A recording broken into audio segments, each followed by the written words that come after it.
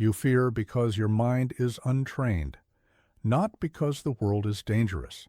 I did not conquer fear by denying it.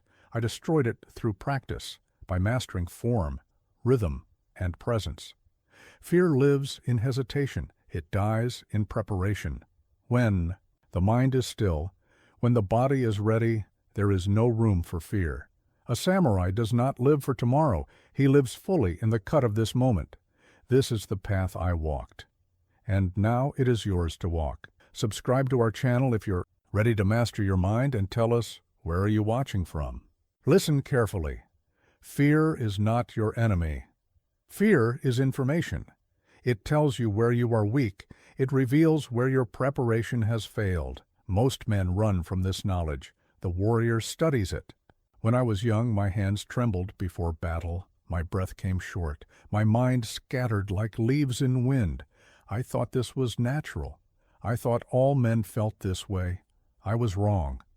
Fear exists only in the gap between what you know and what you have practiced. Close that gap. Fear disappears. Here's what most people don't understand about preparation. They think it means gathering information, reading books, making plans. This is not preparation. This is procrastination, dressed in noble clothes.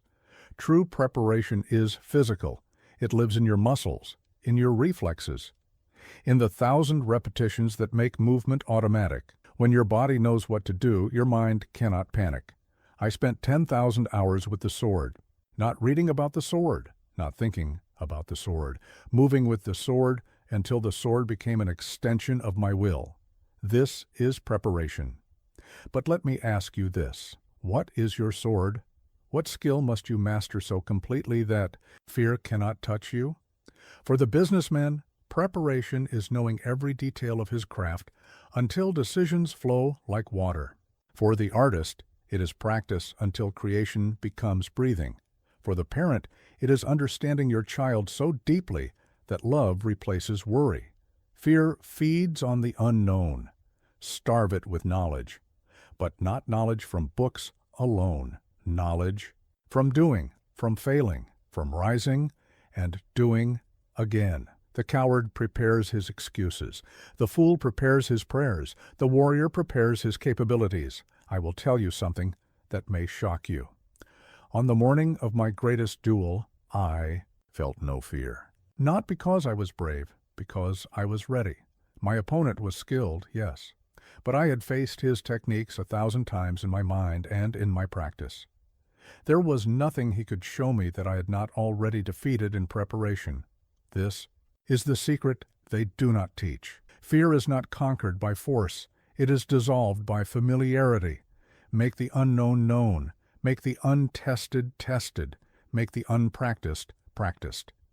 Every night before sleep, I would visualize the next day's challenges. I would see myself moving through difficulties with calm precision. I would rehearse my responses to problems that might never come. This was not worry. This was preparation. Your mind seeks certainty. When it cannot find certainty, it creates fear. But when you have prepared for every possibility, when your responses have become instinct, certainty lives within you. Most men wait for the perfect moment to begin. The warrior begins now, with what he has where he is. He knows that perfect preparation is impossible, but sufficient preparation is everything. Start today. Choose one fear that holds you back.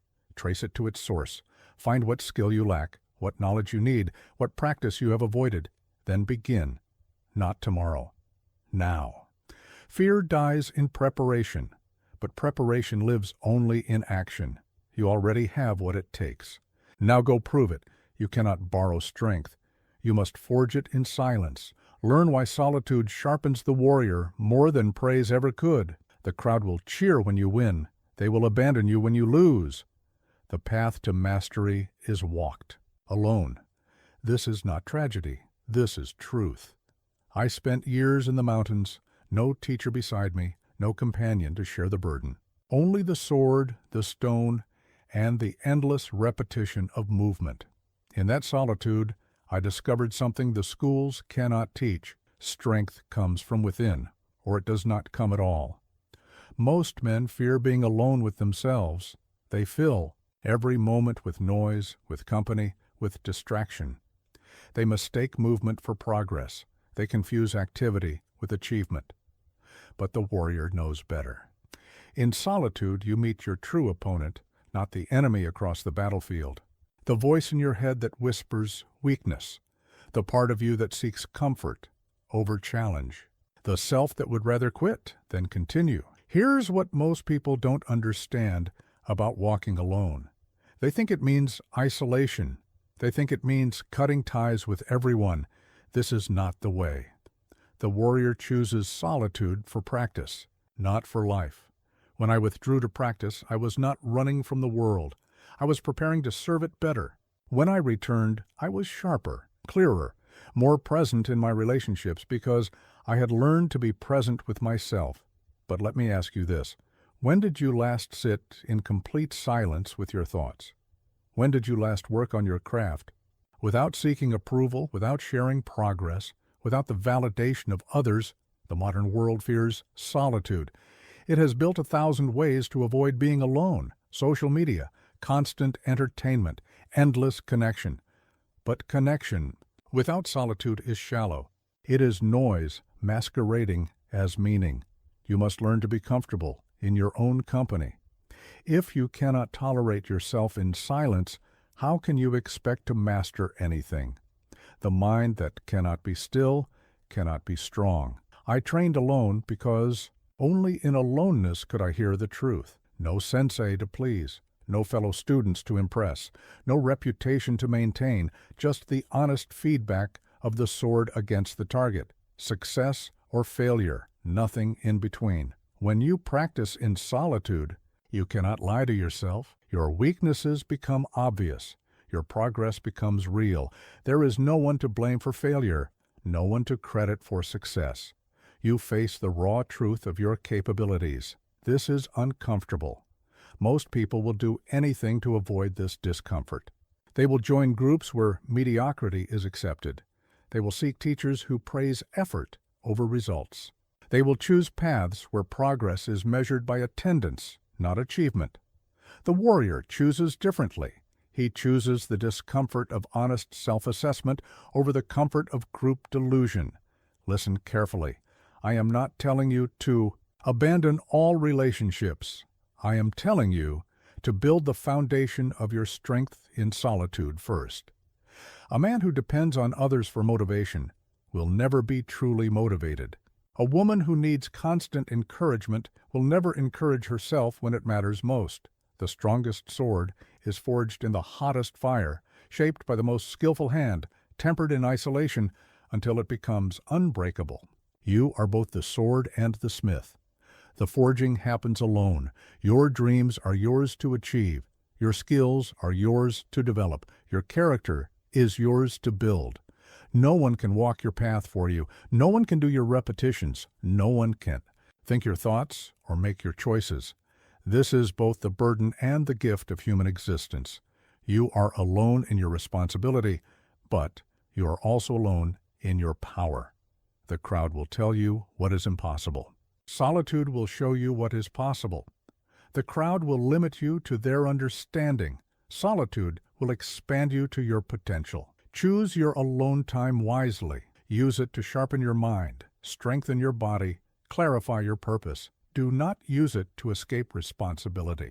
Use it to prepare for greater responsibility. The path is walked alone, but it leads to service of many. You retreat not to avoid the world, but to return to it stronger.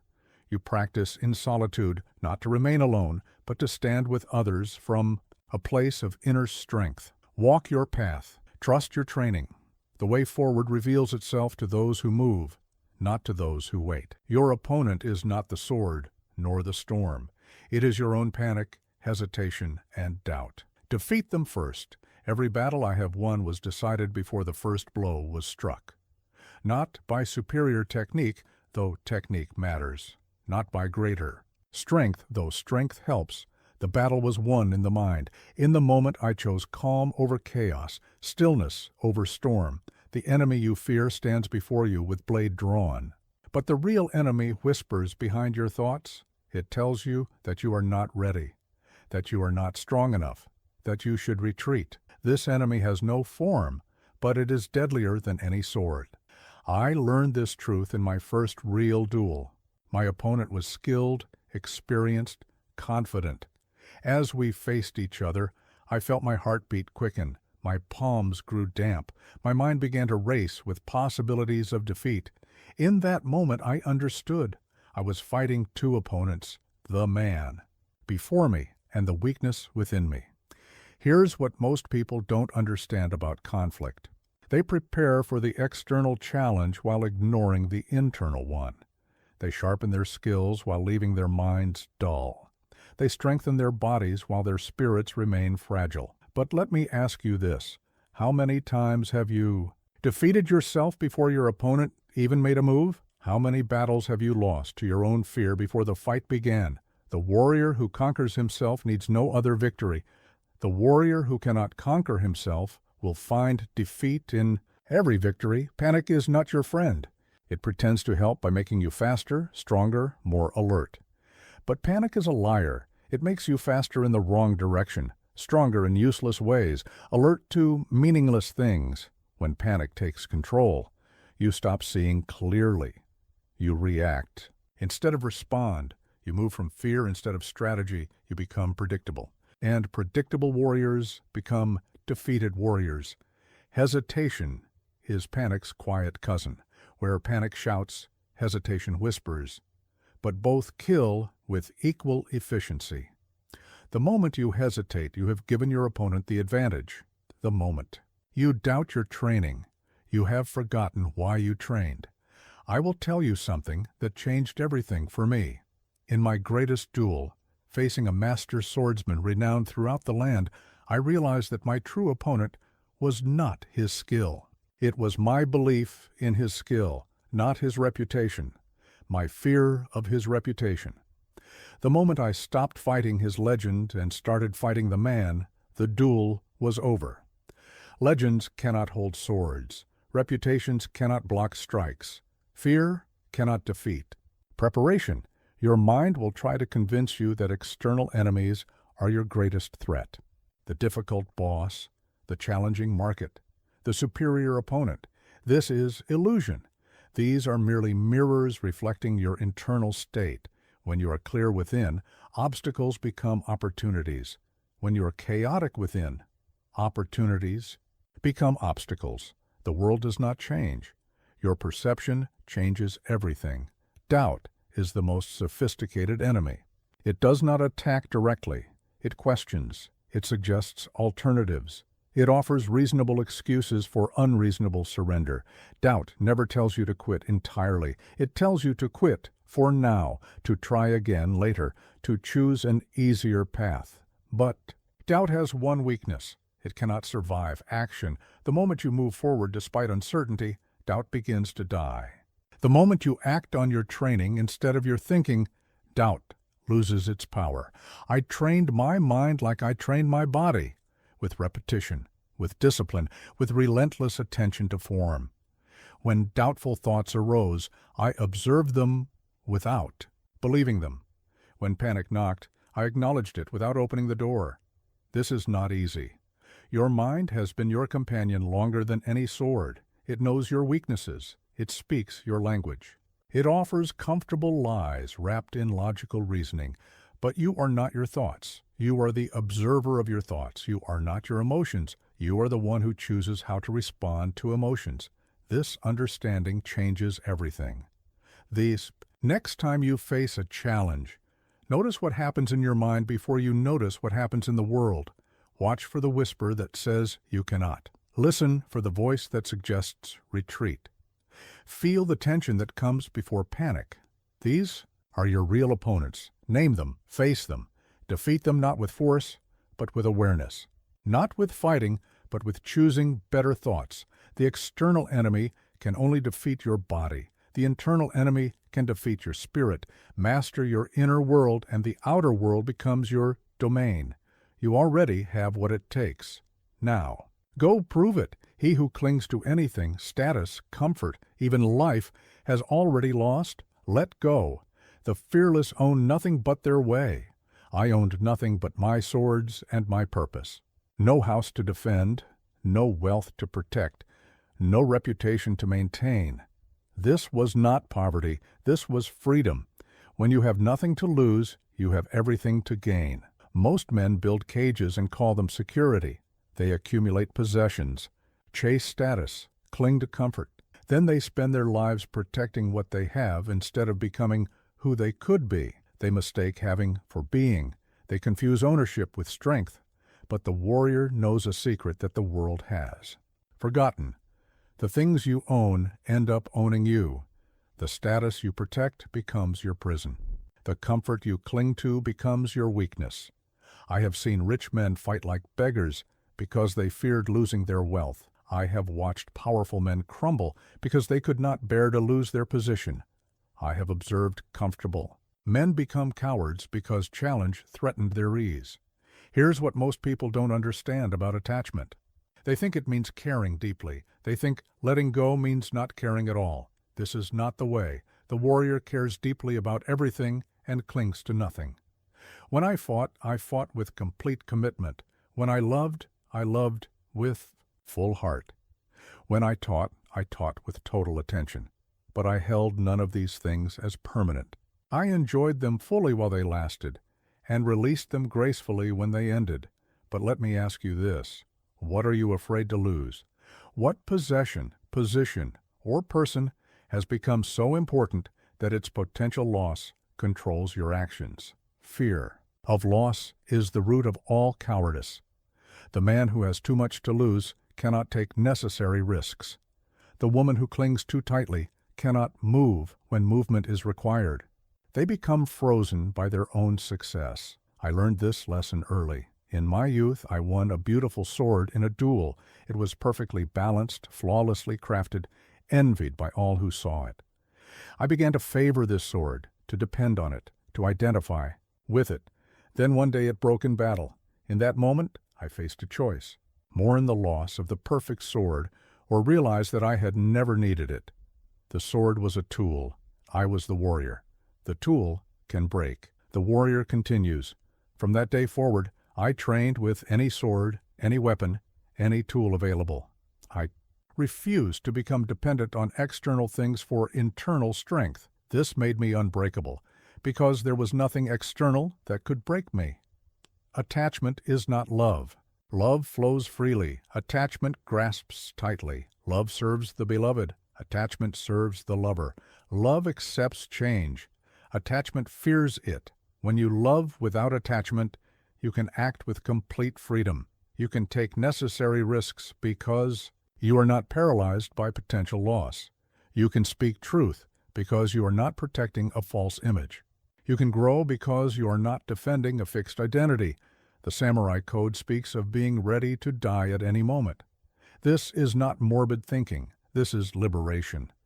When you accept that everything can be lost, you discover that nothing can truly be taken from you. Your character remains. Your choices remain. Your way remains. Listen carefully. I am not telling you to care about nothing. I am telling you to care about everything while holding on to nothing. Engage fully. Commit completely. Then release gracefully. Your children will grow and leave. Your career will end. Your body will age. Your possessions will decay. This is not tragedy. This is the natural order. Fighting this order creates suffering. Accepting it creates peace. But some things cannot be lost because they were never external. Your integrity cannot be stolen unless you sell it. Your courage cannot be diminished unless you abandon it. Your wisdom cannot be taken unless you stop using it. These are the true possessions of the warrior. These increase when shared and multiply when used. These strengthen with time instead of weakening. These die only when you stop living them. The fearless person owns nothing but their way, because the way owns everything. When you align with principle instead of possession, with purpose instead of position, with character instead of comfort, you become unstoppable. Not because nothing can hurt you, because nothing can stop you. Loss becomes teacher. Change becomes opportunity. Challenge becomes growth. Live as if you could lose everything tomorrow, not because you will, but because you could. This possibility makes every day precious, every relationship meaningful, every moment alive. You already have what it takes. You have always had it. Now stop clinging to what you think you need and start using what you already are. Technique is not external. It is the mirror of your mind. Discipline your movements, and your thoughts will follow. Every sword stroke reveals the swordsman's soul. Every movement betrays the mover's mind. You cannot hide disorder behind skillful technique. Chaos within creates chaos without.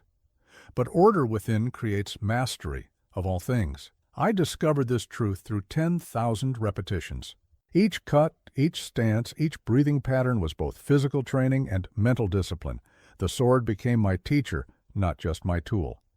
It showed me exactly who I was, patient or impatient, focused or scattered, disciplined or lazy. When my cuts were clean, my thinking was clear. When my movements were precise, my decisions were sharp. When my breathing was controlled, my emotions were stable.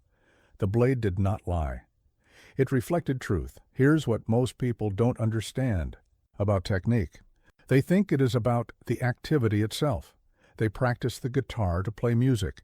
They study martial arts to fight. They develop skills to use skills. But the deepest purpose of technique is self-mastery. The way you do one thing is the way you do everything. The discipline you bring to practice is the discipline you bring to life. The attention you give to form is the attention you give to all things. But let me ask you this. What does your technique reveal about your character? Do you rush through practice or move with patience? Do you quit when difficulty arises or persist? Through resistance, every master craftsman knows this secret. The carpenter who cuts wood with reverence builds houses with integrity. The cook who prepares food with attention serves meals with love. The athlete who trains with discipline competes with courage. Technique shapes character because it requires the same qualities that character requires. Patience, persistence, attention to detail, willingness to begin again when form breaks down. These are not just physical skills, they are life skills.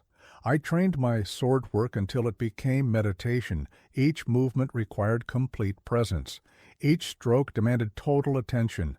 There was no room for wandering thoughts, no space for worry about past or future. Only this cut, this moment, this breath. This is how technique becomes transformation. When you must be completely present to perform correctly, you develop the capacity for presence in all areas of life. When you must maintain perfect form under pressure, you learn to maintain composure in any situation. The undisciplined student thinks technique limits freedom. Why follow precise forms when you could move naturally? Why practice structured exercises when you could improvise? This thinking reveals the very immaturity the technique is designed to cure. True freedom comes through discipline, not despite it. The musician who masters scales can play any melody. The writer who understands grammar can break any rule effectively. The warrior who perfects basic forms can adapt to any situation. Technique is not rigid repetition. It is flexible preparation. It gives you so many options that you can choose the perfect response for any moment. It makes you so ready that you can act spontaneously and still be right. Watch a master at work. Every movement appears effortless because the effort was invested in practice. Every decision seems natural because the options were explored in preparation. What looks like talent is usually just technique refined to the point of invisibility. I spent years perfecting my stance before I worried about advanced techniques. I practiced basic cuts until they became as natural as breathing. I trained my footwork until I could move without thinking. This was not time wasted. This was the foundation that made everything else possible. The mind follows the body. When you discipline your physical practice, your mental discipline improves. When you control your breathing, you control your emotions. When you perfect your form, you perfect your focus. This is why the way of the sword is also the way of life. Both require the same qualities. Both reward the same efforts. Both punish the same weaknesses. Your technique, whatever it may be, is your path to self-mastery. Approach it with respect. Practice it with reverence. Let it teach you who you are and who you can become. Do not rush to advanced techniques until you have mastered the basics. Do not seek shortcuts around the fundamentals. The foundation you build in simple repetition will support the highest achievements. Every master was once a beginner. Every expert was once amateur. But they all shared one thing: they controlled their practice until their practice controlled them. They disciplined their technique until their technique disciplined their character. Start where you are. Use what you have. Perfect what you practice. The blade will show you the way. To live, fully walk beside death without fear. A warrior who accepts death no longer delays life. I began each day as if it were my last, not from morbid fascination with ending, but from fierce love of living. When you accept that this day might be your only day, you cannot waste it on trivial concerns. You cannot postpone important actions. You cannot delay meaningful words. Death is not your enemy. Death is your counselor. It whispers the most important question you will ever hear. If you had only today, what would truly matter? Most people live as if they have infinite time. They postpone difficult conversations. They delay important decisions. They save their best efforts for tomorrow, but tomorrow is a promise that life never made. Today is the only currency you possess. I have faced death in 60 duels. I have felt its breath on my neck in countless battles, but I learned something that changed everything. Death is not the opposite of life. Death is the teacher of life. It shows you what has value and what is mere decoration. Here's what most people don't understand about mortality. They think awareness of death creates fear. They think accepting death means giving up hope. This is backwards thinking. Fear of death creates fear of living. Denial of death creates delay in living. When you truly accept that your time is limited, every moment becomes precious. Every relationship becomes important. Every choice becomes significant. You stop waiting for permission to be yourself. You stop postponing your real life. But let me ask you this: what are you waiting for? What important thing have you delayed because you believe you have endless time?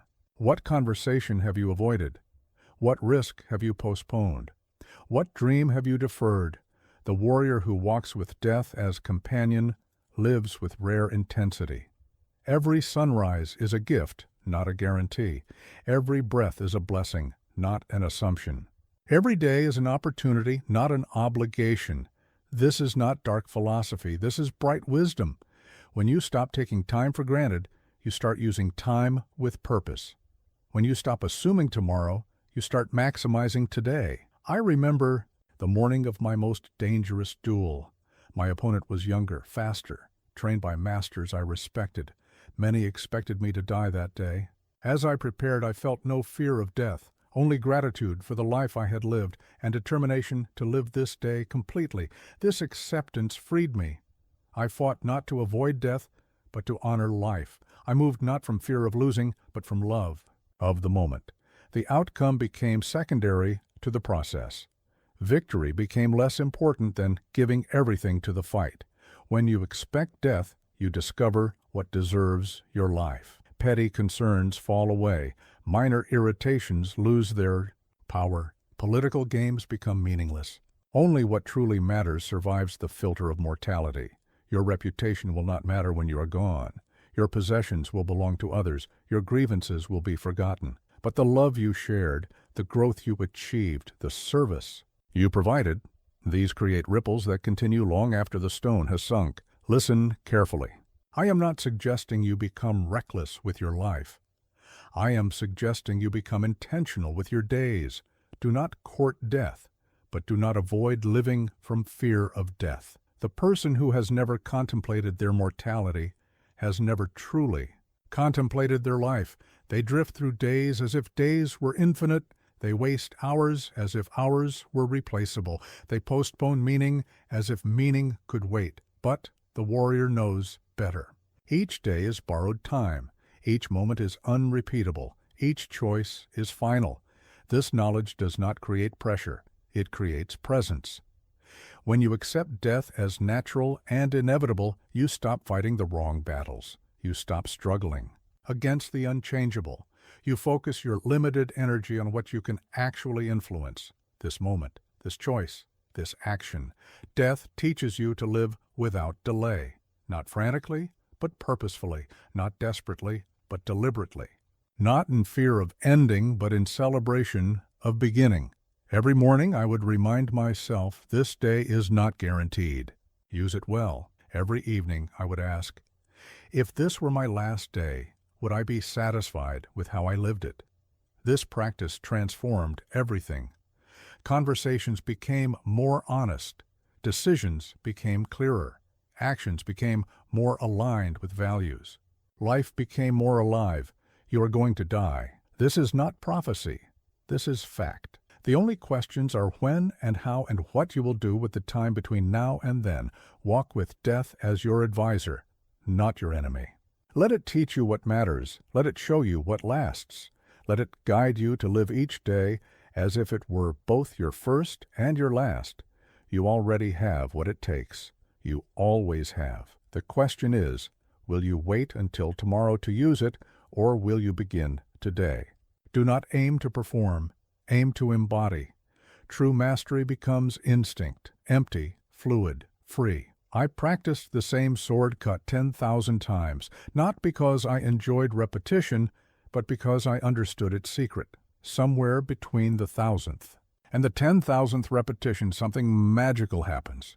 The technique stops being something you do and becomes something you are. Form is not the destination. Form is the vehicle. You begin with rigid structure because structure teaches precision, but you must end with fluid freedom because freedom serves life. The master who remains trapped in form has learned only half the lesson. Most students quit too early. They learn the movements and think they know the art. They can demonstrate the technique and believe they have mastered it. But demonstration is not mastery. Performance is not embodiment.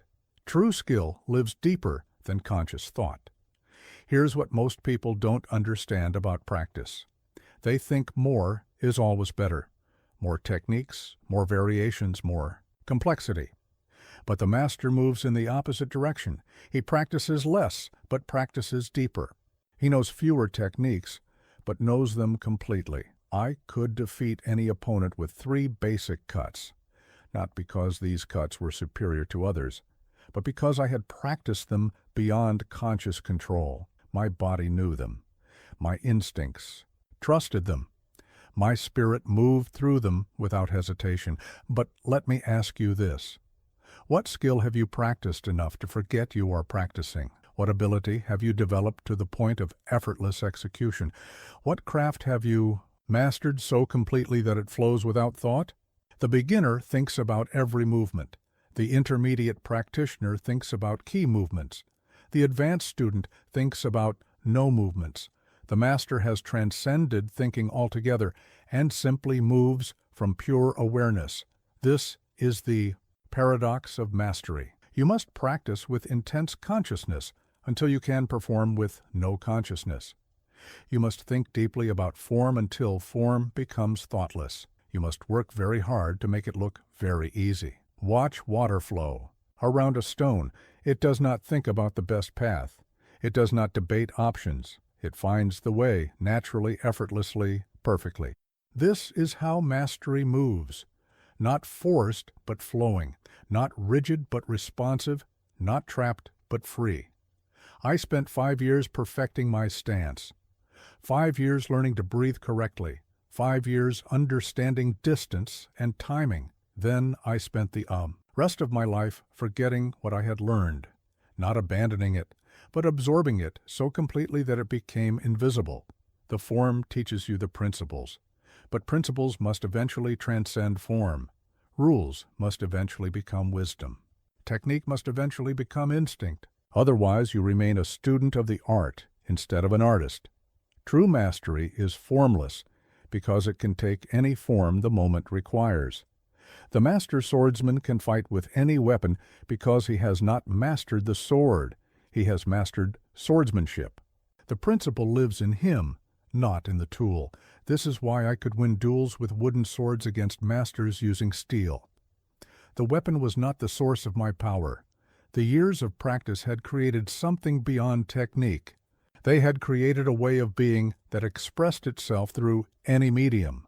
The musician who has transcended scales can play any song. The writer who has absorbed grammar can break any rule effectively. The fighter who has embodied the principles can adapt to any style.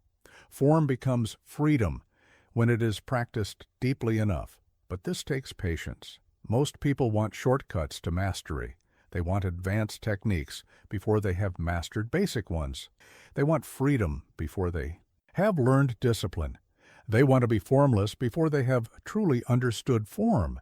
This cannot work. Freedom without foundation is chaos. Spontaneity without structure is confusion. You must earn your fluidity through years of rigidity. You must buy your flexibility with dedication to precision. The path is long, but the destination is worth every step.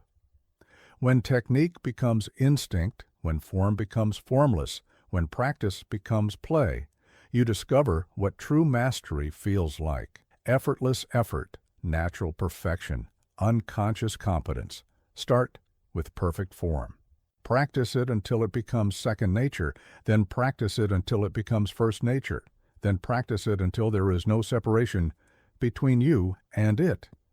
This is when the real art begins. Do not rush this process. Do not skip steps. Do not seek shortcuts. The 10,000 repetitions cannot be avoided, only embraced. Each one brings you closer to the moment when doing becomes being. Master one thing completely rather than many things partially.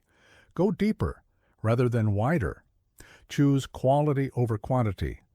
Let your practice teach you what the books cannot. That true skill lives in the space beyond conscious control. You already have what it takes. You have hands that can move, a mind that can focus, a spirit that can persist. Now use them not just to perform the technique, but to become it. Those who drift in comfort become prey to fear. This chapter teaches how motion and mission dissolve anxiety. Fear is a parasite that feeds on stillness. It grows strongest in minds that have nothing important to occupy them. It thrives in hearts that lack clear purpose. It multiplies in lives that drift without direction. But fear cannot survive in the presence of meaningful action. I learned this truth during my years of wandering. When I had no opponent to face, no training to complete, no challenge to overcome, my mind would create problems that did not exist. I would worry about threats that might never come. I would fear possibilities that lived only in imagination. But the moment I engaged in purposeful activity, training, traveling, teaching, the imaginary fears disappeared. The mind that had been creating monsters was now solving real problems. The energy that had been feeding anxiety was now fueling accomplishment. Here is what most people don't understand about fear. They think it comes from external dangers. They believe anxiety is a response to real threats. But most fear is not about what is happening. Most fear is about what might happen to people who have nothing better to think about. The warrior in battle has no time for anxiety. The craftsman perfecting his art has no space for worry. The parent serving their children has no energy for meaningless dread.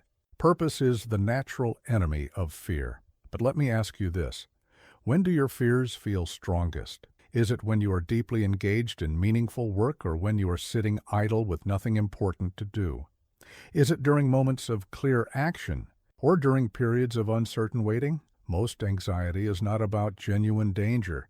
It is about mental energy with nowhere to go. It is about capability without application.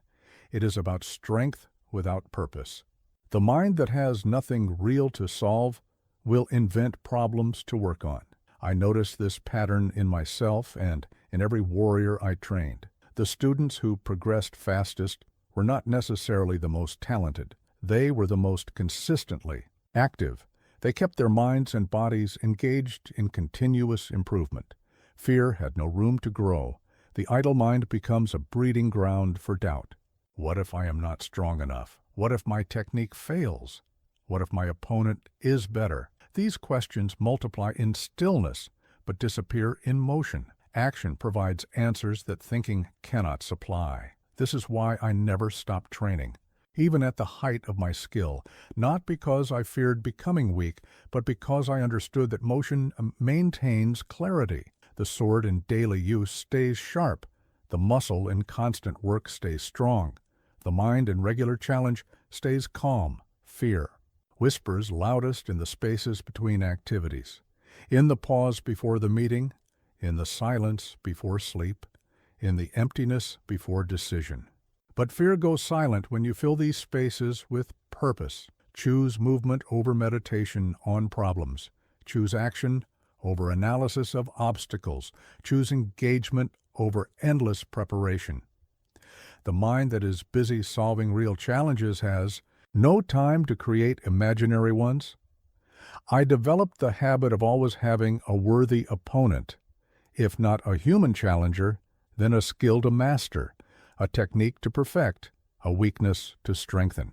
This gave my warrior spirit something to engage with, something real to overcome, something concrete to improve. When you lack external challenges, create internal ones. When the world offers no worthy opponents, become your own competition. Compare today's performance to yesterday's. Set higher standards than anyone else would set for you. Make your own excellence the target. The person who drifts without mission becomes victim to every random thought. The person who moves with purpose becomes master of their mental state.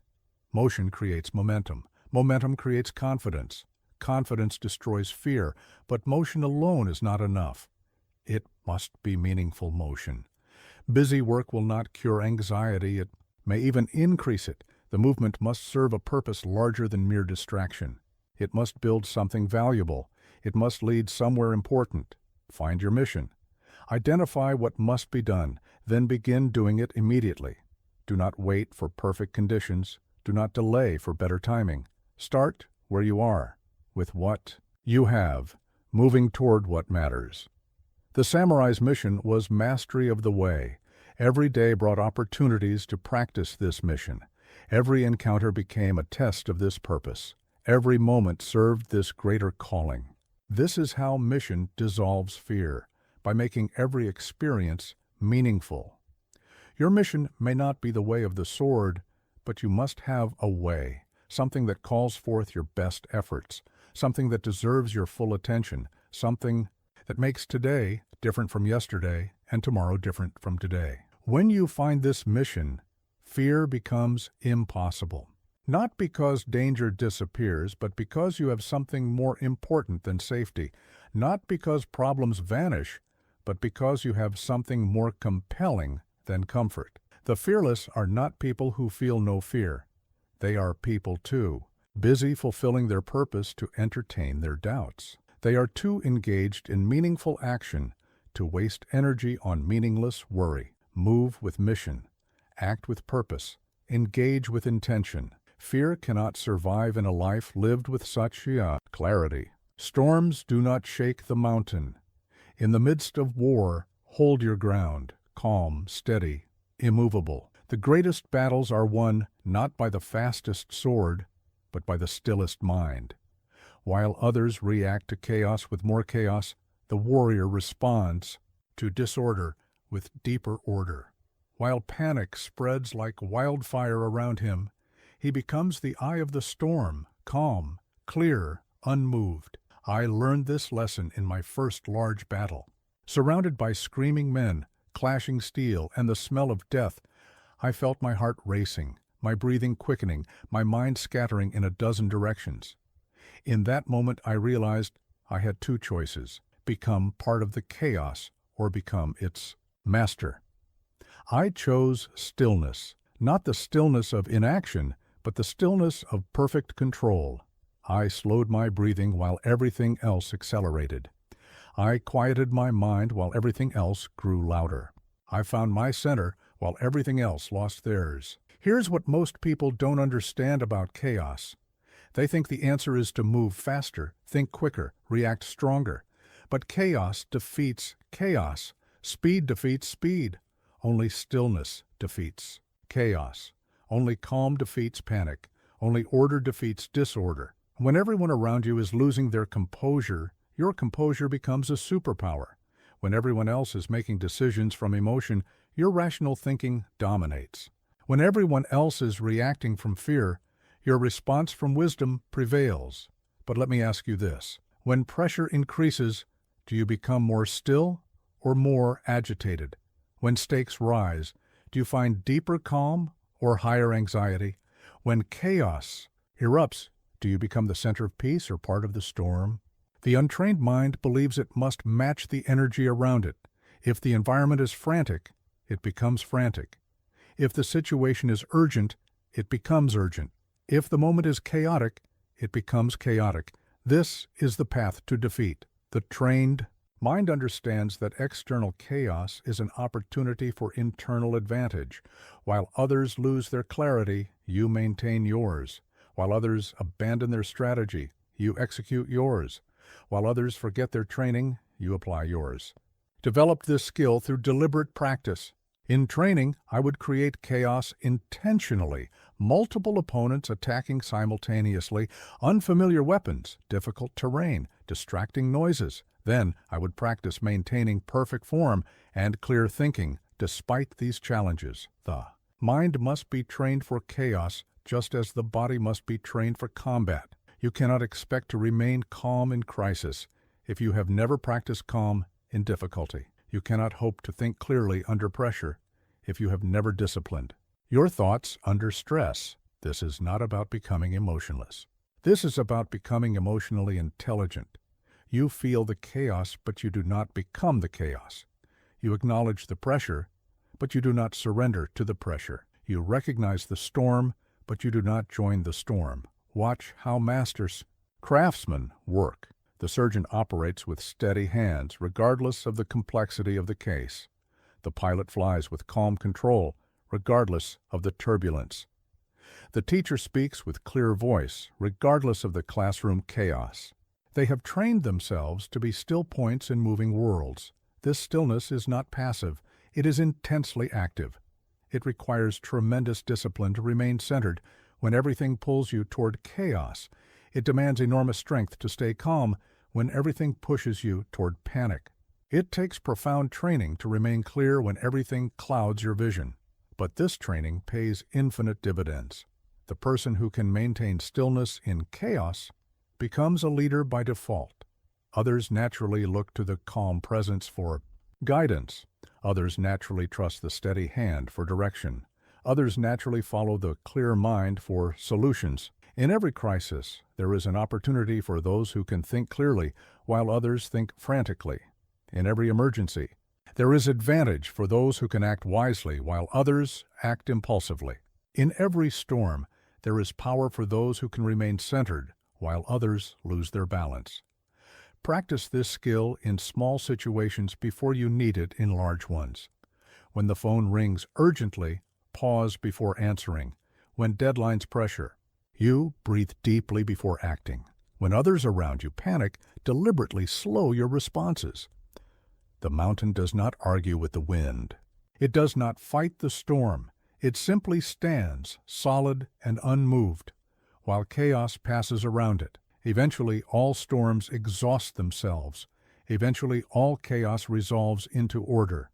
Eventually, all panic returns to peace, but the mountain remains. Calm, steady, immovable. This is your model. This is your practice. This is your path to victory in any situation. Be the stillness that chaos cannot shake. Be the calm that panic cannot disturb. Be the center that holds when everything else falls apart. You already have the strength within you. Now learn to use it.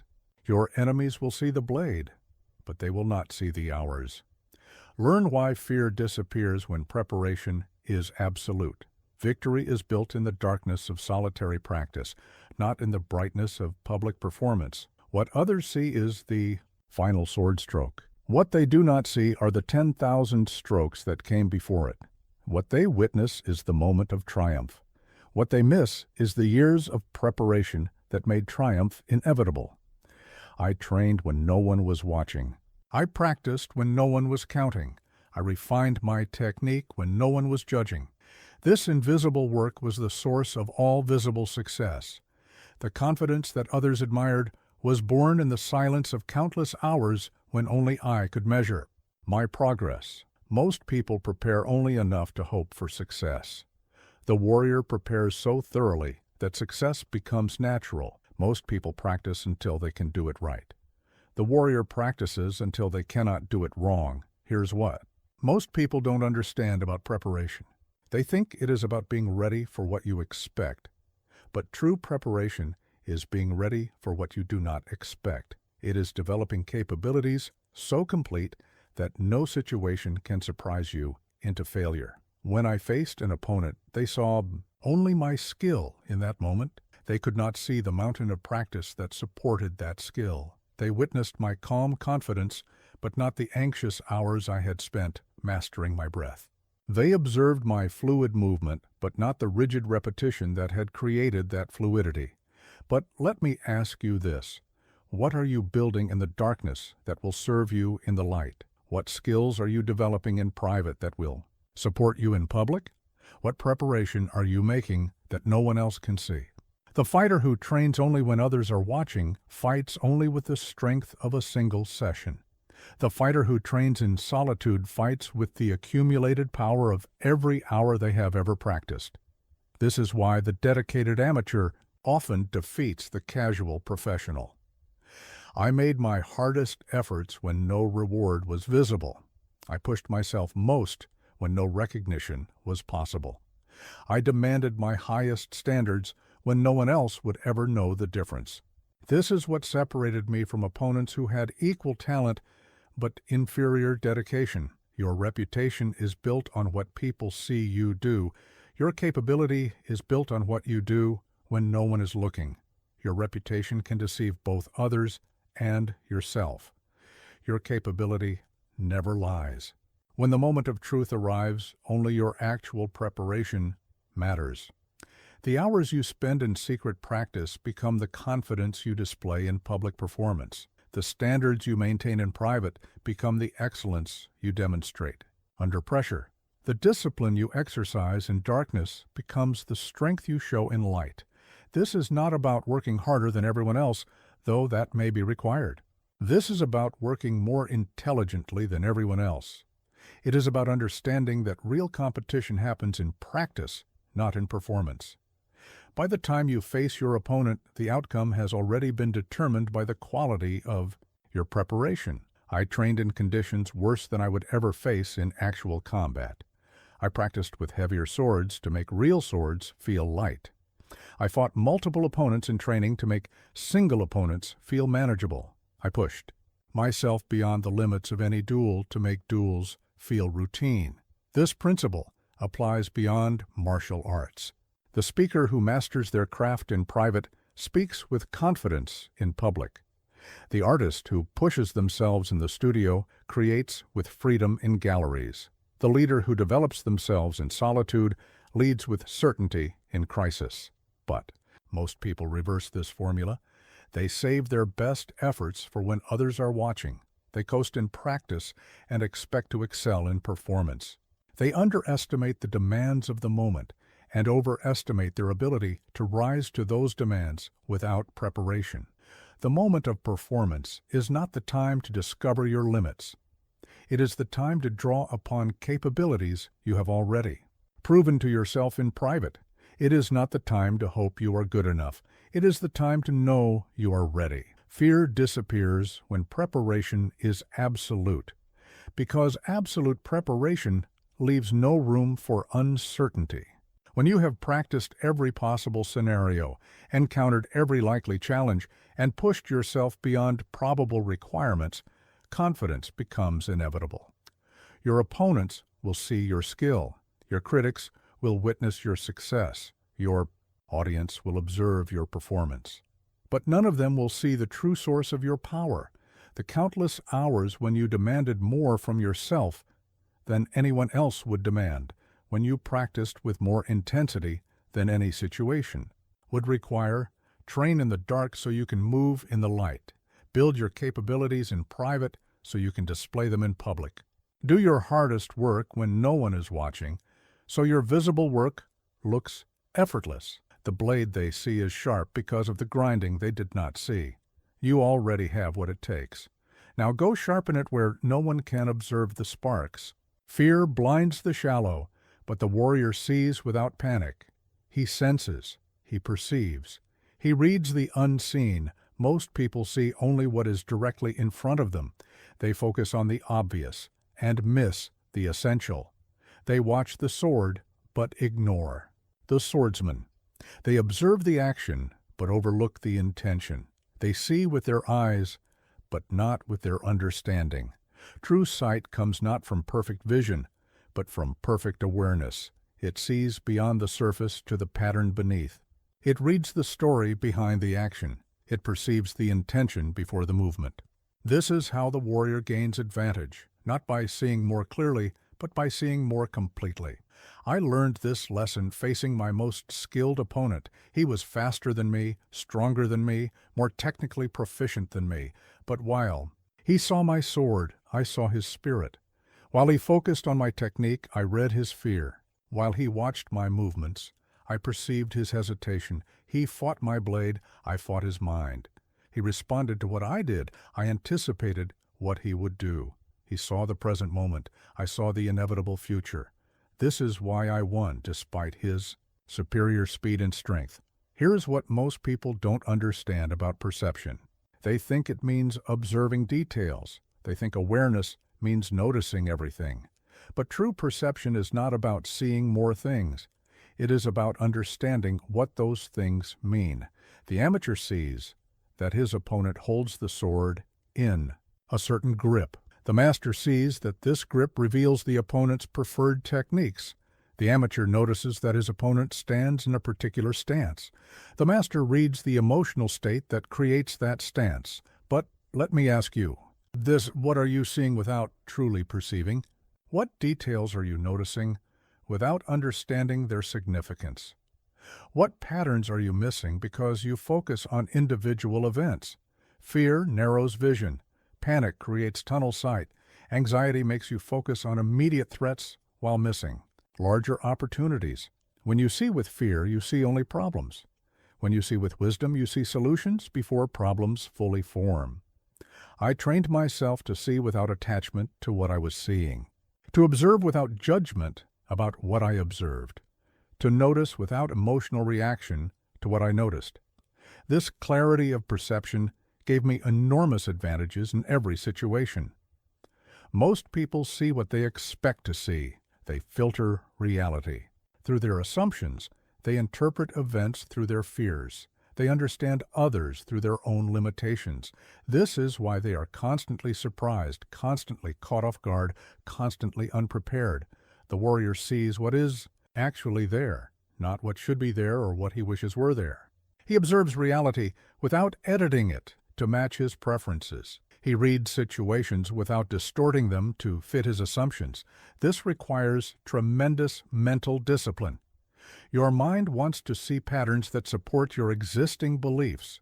Your emotions want to interpret events that confirm your current feelings. Your ego wants to notice things that validate your self-image. But truth cares nothing for your preferences. Reality operates according to its own principles, not your assumptions. The warrior who sees truth clearly has enormous advantage over the one who sees only what he wants to see.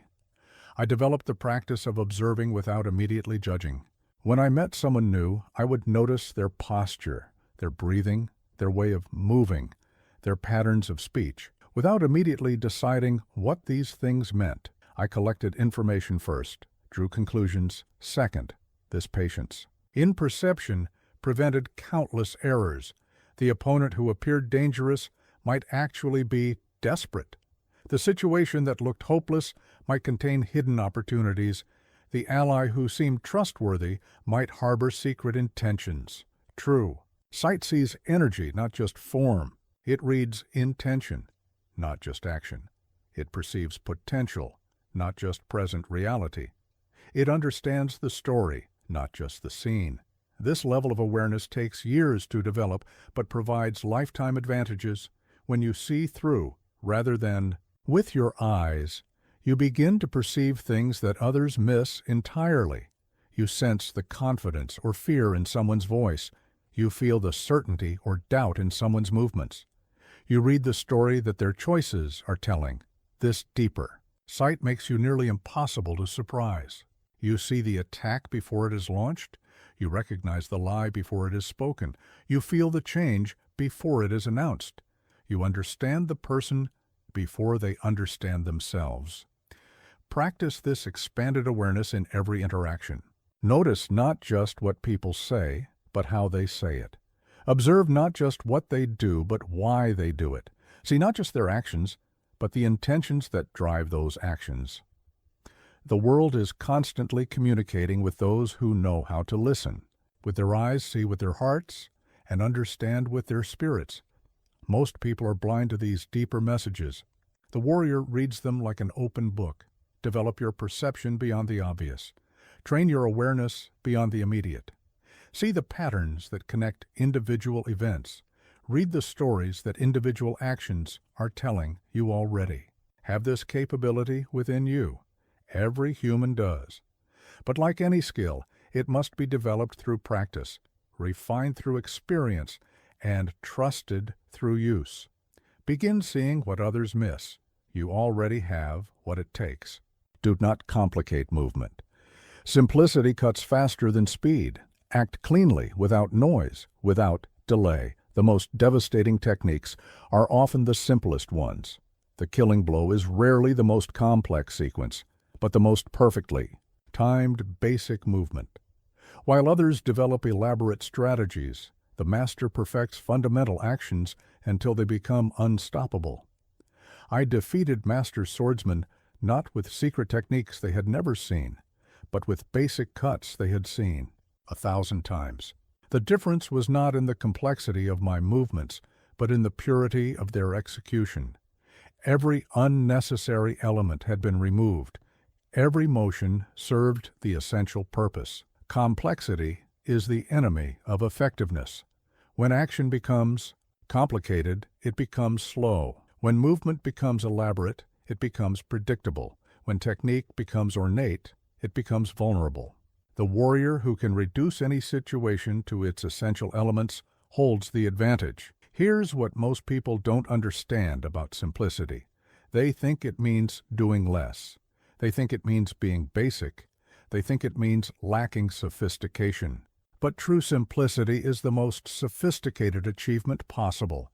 It is complexity refined to its pure essence. The master chef creates extraordinary flavors with basic techniques. The great artist produces profound beauty with simple tools. The skilled warrior achieves decisive victory with fundamental movements. Mastery is not adding more, it is removing everything unnecessary. But let me ask you this. Where in your life are you overcomplicating what should be simple? What actions are you making harder than they need to be? What problems are you solving with complexity that could be resolved with clarity? Speed without direction is chaos. Power without purpose is waste. Technique without understanding is performance.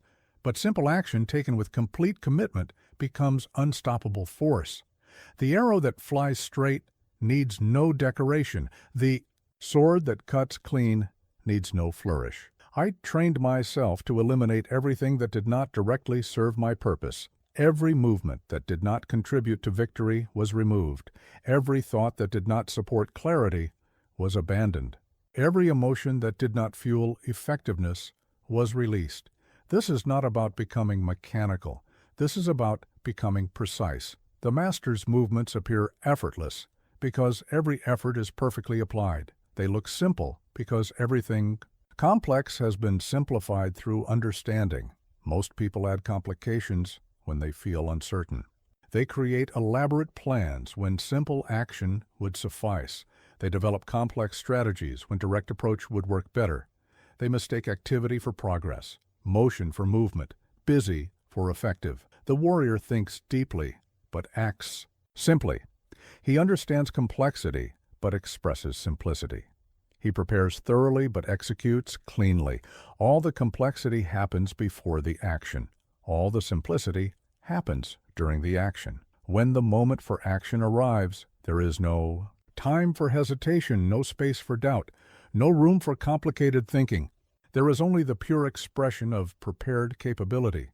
The action flows like water, finding its natural path. Simple, swift, sure. Swift does not mean hurried. It means without delay between decision and execution. It means no gap between seeing the opportunity and taking it. It means moving at the speed of understanding rather than the speed of thinking. Sure does not mean certain of outcome. It means certain of choice. It means moving with complete commitment to the selected action. It means no second guessing while executing. When you act, act completely. When you move, move with total conviction. I learned to make decisions quickly and execute them completely. Not because I was always right, but because partial commitment guarantees failure, while complete commitment allows for success. The action taken with complete conviction often succeeds even when it is not perfect. Simple action is more powerful than complex action because it is more reliable. Complex plans have more points of failure. Elaborate techniques require more things to go right. Simple approaches are robust because they depend on fundamentals rather than circumstances. This principle applies beyond combat. The direct conversation resolves conflicts better than elaborate negotiations. The straightforward approach achieves goals faster than complicated strategies. The simple solution often works better than the sophisticated one, but simplicity requires mastery of fundamentals. You cannot simplify what you do not understand. You cannot make complex things simple until you have first made simple things perfect. The master's simplicity rests on a foundation of complete understanding. Practice reducing every action to its essential elements. Remove unnecessary movements. Eliminate redundant steps. Focus energy on what matters most. Make your choices quickly and execute them completely. Let your actions be like the master's sword stroke, simple in appearance, devastating in effect, impossible to counter because there's nothing unnecessary to block. You already have what it takes. Now cut away everything that does not serve victory. Attachment to one tactic is the beginning of defeat. Adapt, flow. Respond with what the moment requires. The warrior who knows only one way will eventually meet the situation where that way fails. The fighter who has practiced only one style will face the opponent who counters that style. The strategist who relies on only one approach will encounter the problem that requires a different solution. I mastered every weapon I could find, not because I planned to use them all in battle, but because each weapon taught me something different about combat. The spear taught distance, the bow taught timing, the chain taught flexibility. Each expanded my understanding of the warrior's way. But more importantly, each weapon prevented me from becoming trapped in the thinking of any single approach. The swordsman who knows only swords sees every problem as requiring a sword solution. The archer who knows only bows sees every challenge as requiring an arrow. This limitation becomes blindness. Here's what most people don't understand about flexibility. They think it means being wishy-washy. They think it means lacking commitment. They think it means being unprincipled. But true flexibility is the ultimate principle. It is the commitment to effectiveness over attachment. The master carpenter uses the right tool for each task. He does not force the hammer to do the work of the saw simply because he prefers hammers. He chooses effectiveness over preference, results over comfort, function over familiarity. But let me ask you this. What single approach have you become too attached to? What one way of doing things has become so comfortable that you use it even when it is not the best option? Where has familiarity replaced effectiveness in your choices? I have seen master swordsmen defeated by inferior fighters who used unconventional styles. The masters were so deeply trained in traditional responses that they could not adapt to unexpected attacks. Their strength became their weakness because they could not think beyond their training. This is the danger of mastery without flexibility. You become so skilled at one approach that you cannot imagine other approaches. You become so expert in one method that you cannot recognize when different methods are required. Your expertise becomes a prison. The wise warrior masters multiple ways not to show off his knowledge, but to always have the right tool for the situation. He studies different schools not to collect techniques, but to understand principles. He learns various approaches not to confuse himself, but to free himself. Adaptation is not abandoning your training. It is applying your training differently as circumstances change. The principles remain constant, but their expression must flow with the demands of the moment. Water is always water, but it takes the shape of every container. I fought opponents who expected me to use certain techniques because of my reputation. Instead, I surprised them with approaches they had not prepared for, not because I wanted to be unpredictable, but because the situation called for different tools than my usual ones. This flexibility requires deeper understanding, not less understanding. You must know your methods so well that you can modify them instantly. You must understand your principles so clearly that you can express them in any form the moment requires. Most people cling to single approaches because learning multiple approaches requires more work. It is easier to become very good at one thing than to become competent at many things. But the world does not always present problems that match your preferred solution. The businessman who knows only one strategy will fail when markets change. The parent who knows only one approach will struggle when children grow. The leader who knows only one style will fail when situations shift. Flexibility is not luxury, it is necessity. But flexibility without foundation is chaos. You cannot adapt effectively if you do not have solid principles to adapt from. You cannot flow if you do not understand the banks that contain the flow. Learn your fundamentals deeply first, then learn to express them diversely. I practice the same technique with different weapons, against different opponents, in different conditions. This taught me that the technique was not the weapon, the opponent, or the condition. The technique was the principle expressed through various means. This deeper understanding allowed me to maintain effectiveness regardless of circumstances. If my preferred weapon broke, I could fight with anything available. If my usual strategy was countered, I could instantly shift to different tactics. If my expected advantage was neutralized, I could find new advantages. Develop multiple ways to achieve your important goals. Learn different approaches to your most common challenges. Practice expressing your core strengths through various methods. This preparation makes you nearly impossible to defeat because you cannot be trapped in any single vulnerability. The river that can flow around any obstacle eventually reaches the sea. The warrior who can adapt to any situation eventually reaches victory. Never depend on one way, because the way that works today may fail tomorrow. Master your fundamentals so deeply that you can express them flexibly. Understand your principles so clearly that you can apply them variably. You already have what it takes. Now learn to use it in every way the situation requires. Repetition dissolves resistance. Return to your fear again and again until it forgets how to scare you. Fear is like an untrained dog. The more you run from it, the more it chases you. The more you avoid it, the stronger it becomes. But if you face it consistently, if you meet it calmly day after day, it eventually loses interest in terrorizing you. It learns that you are not prey.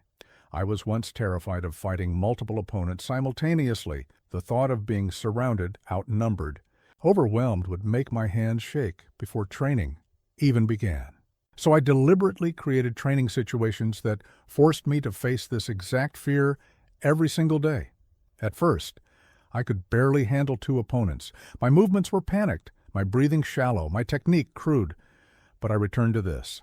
Challenge every morning, not because I enjoyed the discomfort, but because I understood something crucial about the nature of fear. Here's what most people don't understand about facing fear.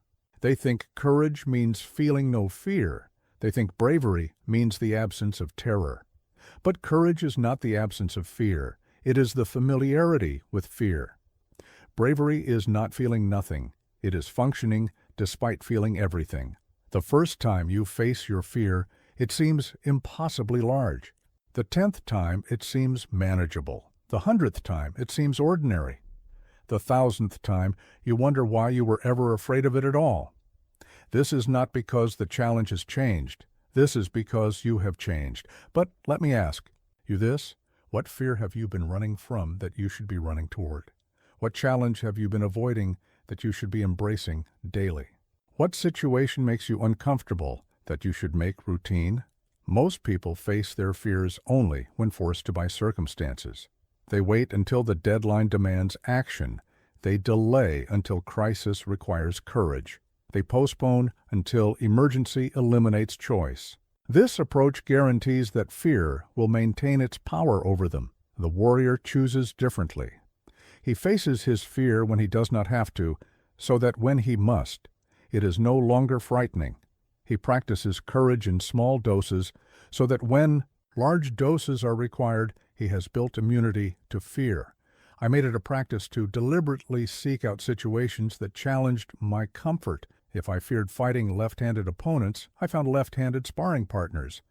If I worried about fighting in darkness, I trained in darkness. If I dreaded fighting with inferior weapons, I practiced with broken swords. This was not masochism. This was strategy. Every fear you do not face becomes a weakness your enemies can exploit. Every challenge you avoid becomes a limitation on your capabilities. Every discomfort you refuse becomes a boundary on your freedom. The process is not comfortable, but it is reliable. Day 1, you survive the experience. Day 2, you survive it slightly better. Day 10, you begin to notice patterns. Day 30, you start to develop competence. Day 90, you achieve confidence. Day 365, you wonder what the problem ever was. But this process requires consistency. You cannot face your fear once per month and expect transformation. You cannot challenge yourself occasionally and expect mastery.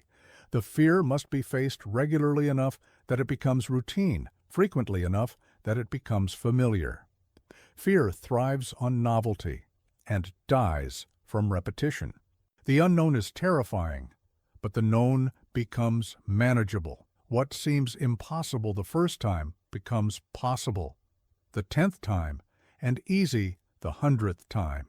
This is how champions are made, through repeated exposure to their limitations, until those limitations disappear.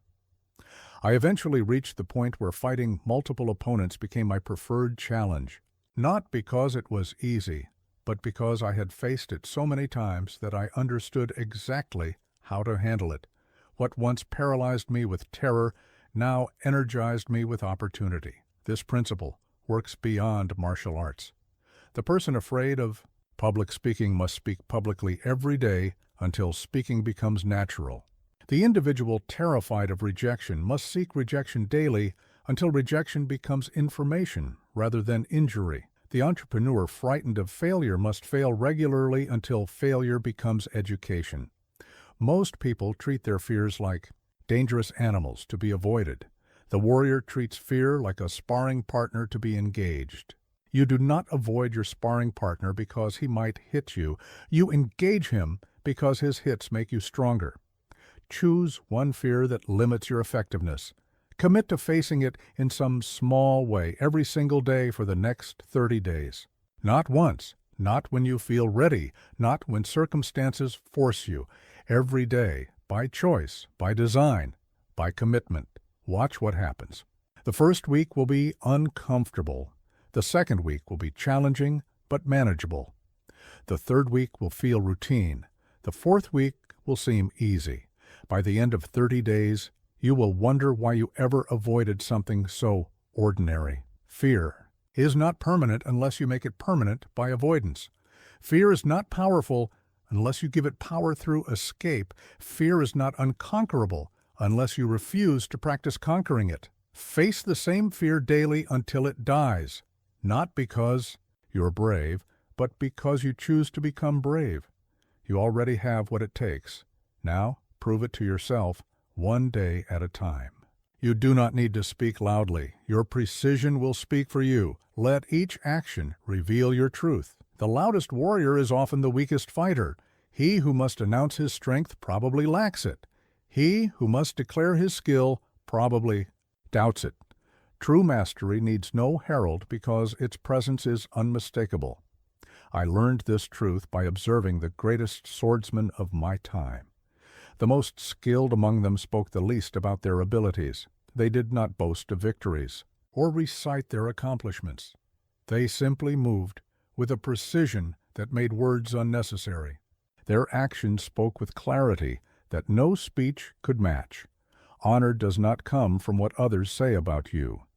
Honor comes from what your actions say about you. Reputation can be built with words, but character is built with deeds. Respect can be demanded with voice, but reverence is earned through precision. The master craftsman does not need to explain the quality of his work. It is evident in every detail.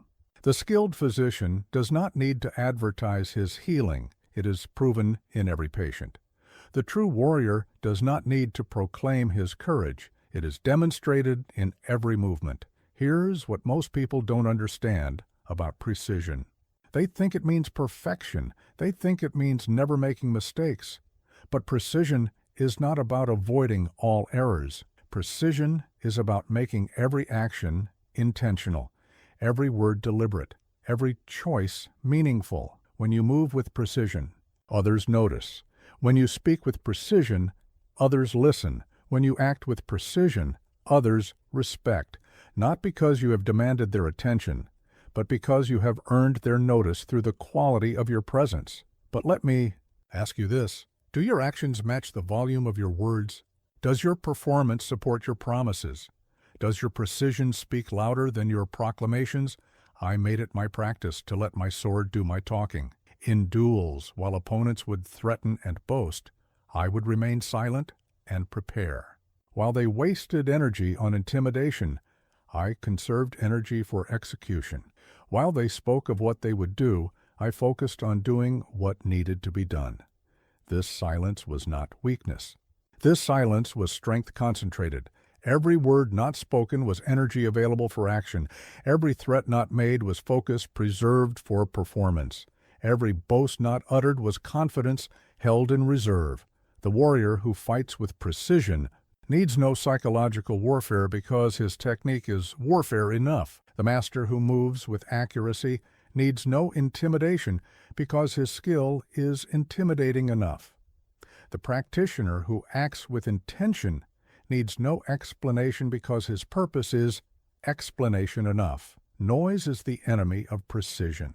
When you must speak loudly to be heard, you are probably not saying anything worth hearing.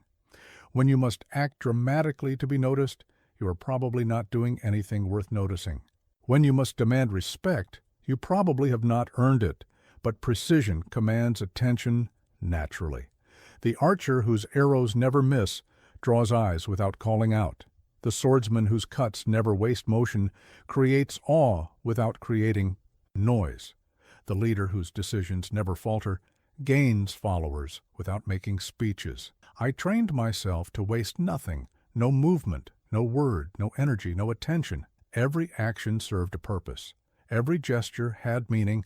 Every choice advanced my goal. This economy of effort created a presence that others found compelling without being overwhelming. Most people scatter their energy in many directions and then wonder why they lack power. They speak carelessly and then wonder why they lack credibility. They act imprecisely and then wonder why they lack respect. The warrior concentrates everything into focused expression. This is not about becoming cold or mechanical. This is about becoming intentional and meaningful. The master's movements appear effortless because every effort is perfectly applied. They seem natural because every motion serves nature's purpose. Effectiveness. Honor accumulates through consistency of precision. One precise action means little. 100 precise actions create notice. 1,000 precise actions create reputation. 10,000 precise actions create legend. But legends are built silently, one precise choice at a time. Practice this. In small matters first. Let your handwriting be precise. Let your timing be exact.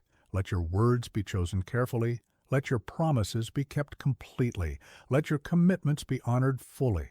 This practice in small precision prepares you for large precision. The world is full of noise and distraction. The person who can cut through this chaos with precise action becomes a leader by default. Others naturally look to precision for guidance, because precision implies understanding, and understanding implies competence. Your honor is not what others say about you when you are present.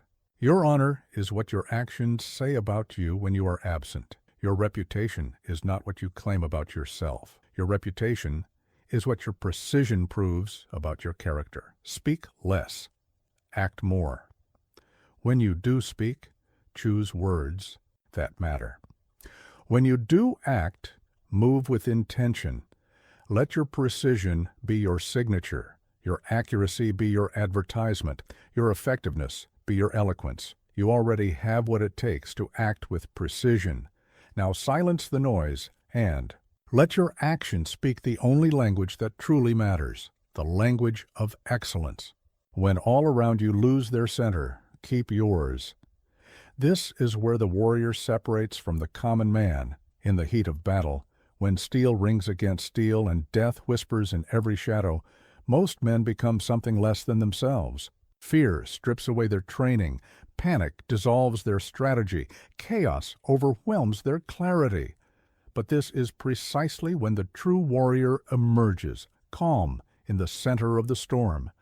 I have stood in the middle of battles where 40 men fought, with desperate fury, where the air itself seemed alive with violence, where reason appeared to have fled from the field entirely. In those moments, I discovered something profound about human nature. Most people become what their environment demands, but masters remain who they choose to be. While others accelerated their breathing, I slowed mine. While others tensed their muscles, I relaxed mine. While others scattered their attention, I focused mine. Not because I felt no pressure, but because I had learned that pressure reveals character rather than creates it. Here's what most people don't understand about staying calm under pressure. They think it means feeling no stress. They think it means being unaffected by chaos. But true calmness is not the absence of pressure. It is grace under pressure. It is not feeling nothing. It is choosing how to respond to everything. The moment when everyone else loses control is the moment when your self-control becomes most valuable.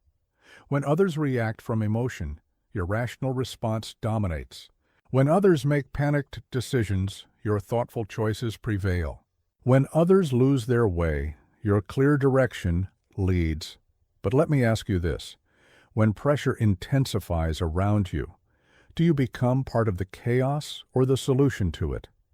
When others lose their composure, do you maintain yours?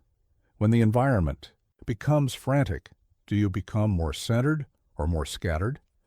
I learned to see chaos as opportunity rather than threat. While others were overwhelmed by the complexity of battle, I was energized by the simplicity it revealed. When everything is at stake, priorities become crystal clear.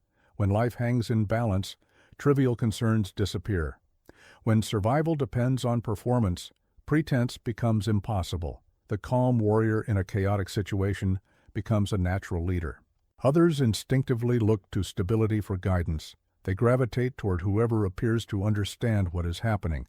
They follow whoever seems to know what to do, not because of rank or title, but because of presence and composure. This calmness must be practiced before it is needed. You cannot develop serenity in crisis if you have never developed it in comfort. You cannot find your center under extreme pressure if you have never located it under mild stress. The skill must be built gradually, tested incrementally, proven progressively. I would deliberately place myself in challenging situations during training, multiple opponents attacking simultaneously, fighting with my offhand, competing while exhausted, dueling in unfamiliar terrain. Each challenge taught me how to maintain composure when external conditions demanded panic. But calmness is not passivity. The calm warrior is not inactive. He is selectively active. He does not do nothing. He does only what serves the purpose. He does not avoid action. He chooses actions based on effectiveness rather than impulse. This selective action is what creates the appearance of effortless mastery. While others waste energy on ineffective responses, the calm warrior invests energy only in effective solutions. While others scatter attention across irrelevant details, he focuses attention on essential elements. The secret is understanding that external chaos cannot create internal chaos unless you allow it. The storm cannot shake the mountain unless the mountain chooses to be shaken. The battle cannot disturb your peace unless you surrender your peace to the battle. Watch how your breathing changes under pressure. Notice how your muscles tense when stakes rise. Observe how your thinking speeds up when time pressures increase. These are natural responses, but they are not helpful responses. They are automatic, but they are not optimal. Train yourself to respond differently. When pressure increases, deliberately slow your breathing. When stakes rise, consciously relax your muscles. When time pressures mount, intentionally slow your thinking. This is not natural, but it is effective. This is not automatic, but it is optimal. The calm person in a crisis situation has enormous advantages. They see opportunities that panicked people miss. They notice solutions that frantic people overlook. They maintain relationships that stressed people damage. They make decisions that pressured people avoid. Most importantly, they remain themselves when others become shadows of themselves. They access their full capabilities when others operate from diminished capacity. They think clearly when others think frantically. They act wisely when others act impulsively. This is your edge. This is your opportunity. This is your path to leadership in any situation, not through force or volume or drama, but through the simple power of remaining centered when everything else spins out of control. Practice being the calm in small clashes before you face large ones. When traffic frustrates others, remain patient. When deadlines pressure others, stay composed. When conflicts arise, maintain your equilibrium. These small practices prepare you for great challenges. You already have a center. You already have the capacity for calm. You already have what it takes to remain yourself when others lose themselves. Now learn to use these gifts when they matter most. Remove habits. Remove people.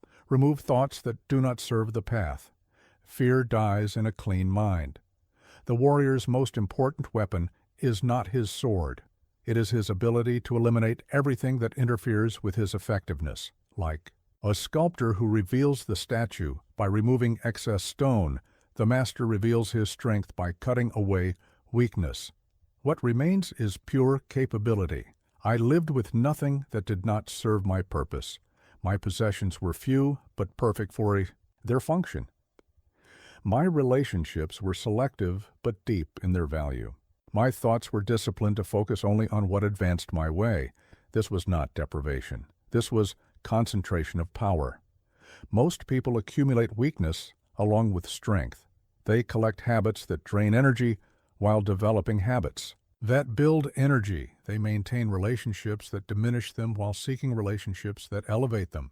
They entertain thoughts that sabotage them while trying to think thoughts that serve them. The warrior cannot afford this contradiction.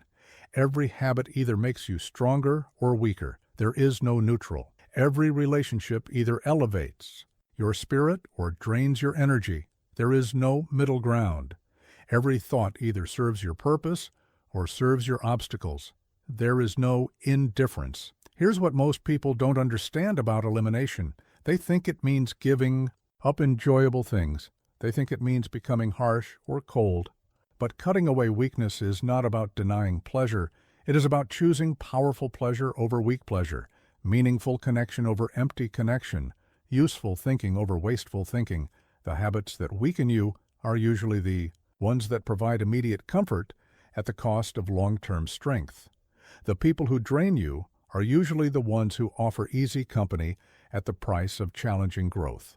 The thoughts that sabotage you are usually the ones that feel familiar, even when they serve fear rather than courage. But let me ask you this: what habits are you maintaining that you know weaken you? What relationships are you preserving that, drain your energy?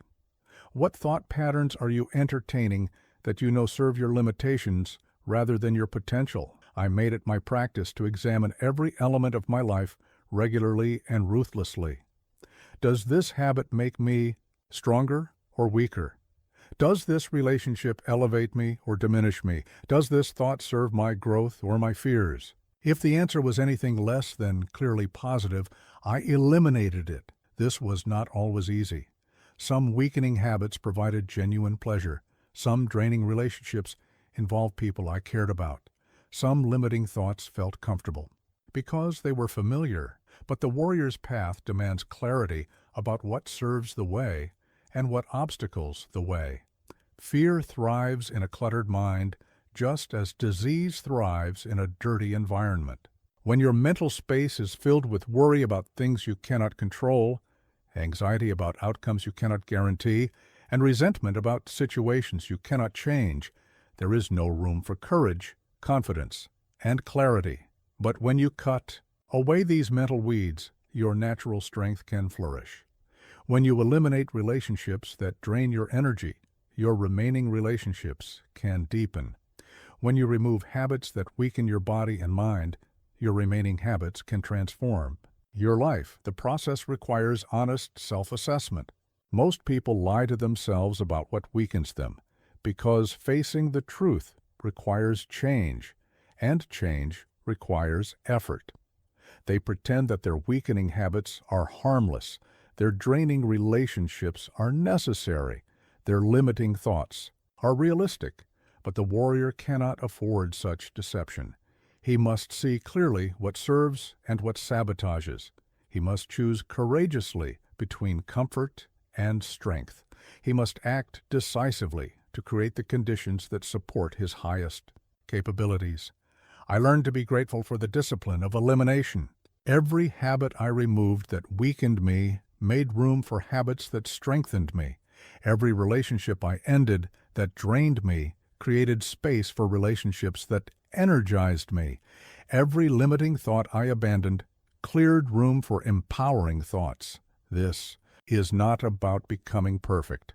This is about becoming consistent with your values and goals. The habits, relationships, and thoughts you maintain should align with the person you're becoming, not the person you have been. Start with one clear example in each category.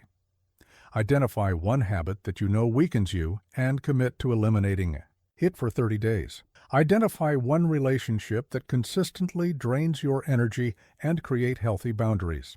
Identify one recurring thought pattern that serves your fears rather than your courage and practice replacing it.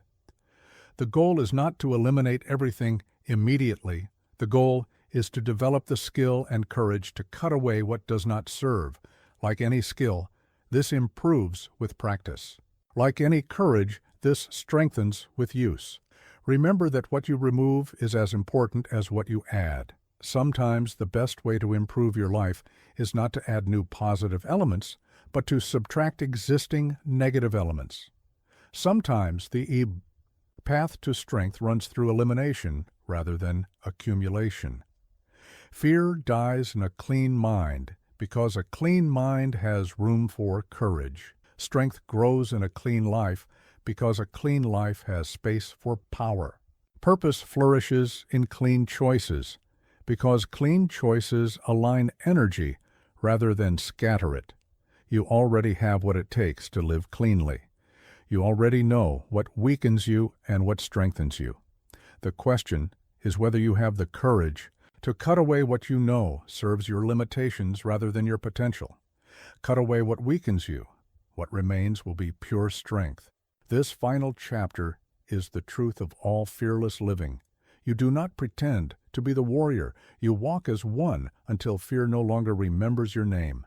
There comes a moment in every warrior's journey when the path stops being something you follow and becomes something you are, when the way stops being external practice and becomes internal nature, when courage stops being something you summon and becomes something you embody. This is not the end of the journey. This is when the real journey begins. I walked the warrior's path for so many years that eventually there was no separation between Musashi and the way. I did not practice courage. I was courage. I did not perform discipline. I was discipline. I did not demonstrate mastery. I was mastery. The path had worn away everything that was not essential, leaving only what served the highest purpose. This transformation does not happen overnight. It does not occur through dramatic moments or sudden insights. It emerges through the quiet consistency of daily choice. Each day you choose courage over comfort, discipline over ease, purpose over pleasure. You carve the way deeper into your character. Most people want to feel like warriors before they act like warriors. They want to be certain before they begin. They want to feel confident before they take risks. They want to overcome fear before they face challenges. But this is backwards thinking. You become what you practice, not what you think about practicing. Here's what most people don't understand about becoming. They think it means pretending until you make it. They think it means faking confidence until it feels real. But true becoming is not pretense. It is practice. It is not acting like someone else. It is becoming who you truly are beneath the layers of fear and doubt. The warrior way is not a role you play. It is not a mask you wear. It is not a performance you give. It is the gradual revelation of your authentic nature when everything weak and false has been burned away by disciplined practice and honest choice. But let me ask you this. What would change in your life if you stopped thinking about becoming fearless and simply started walking as someone who fears nothing? What would be different if you stopped preparing to be disciplined and started living as someone who embodies discipline? Every day presents 1,000 opportunities to walk the way. Every challenge is a chance to practice courage. Every fear is an invitation to demonstrate strength. Every doubt is an opening to prove your capability. The path is not somewhere else. It is here, in this moment, in this choice. I learned that the way is not about reaching a destination where you finally become worthy. The way is about walking with worthiness, right now, regardless of how far you think you have to go. You do not earn the right to walk as a warrior. You become a warrior by walking as one. This requires letting go of the idea that you are not ready. You will never feel completely ready. This requires abandoning the belief that you need more preparation. You can always find reasons to delay. This requires releasing the notion that warriors are different from ordinary people. Warriors are ordinary people who make extraordinary choices. The secret is to begin walking the way now, with whatever strength you have, wherever you find yourself. Do not wait until you feel brave. Act with courage despite feeling afraid. Do not postpone until you feel disciplined. Choose discipline in this moment. Do not delay until you feel strong. Demonstrate strength with whatever power you possess. Each choice to walk the way makes the next choice easier.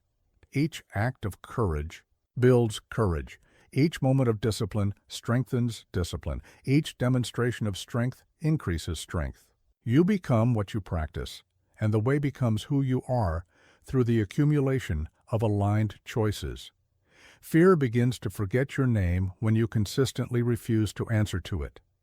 When you repeatedly choose action over anxiety, movement over paralysis, growth over safety, fear loses its power to call you back to smallness.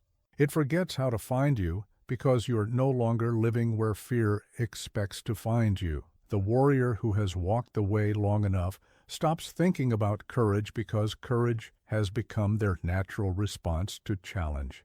They stop worrying. About discipline because discipline flows from them like water from a spring. They stop seeking strength because strength is what they are, not what they have. This is not the end of difficulty. This is not the arrival at a place where nothing can touch you. This is the beginning of a different relationship with difficulty, one where challenges become opportunities to express your nature rather than tests of your worthiness. Walk the way until you become it, not because the path is easy, but because the path is yours, not because you will never fall, but because you will always rise, not because you will never fear, but because you will never let fear make your choices. You already have everything required to walk this path. You have a body that can move, a mind that can choose, a spirit that can grow. You have this moment, this breath, this opportunity to begin or continue or deepen your walk along the way. The way is not learned through books, though books can point toward it. The way is not mastered through thinking, though thinking can support it. The way is walked through walking, practiced through practicing, lived through living. Begin now, not tomorrow when you feel ready, not next week when circumstances improve, not next year when you have more time. Now, with this choice, in this moment on this day, walk the way until you become it. You already have what it takes. Now go prove it.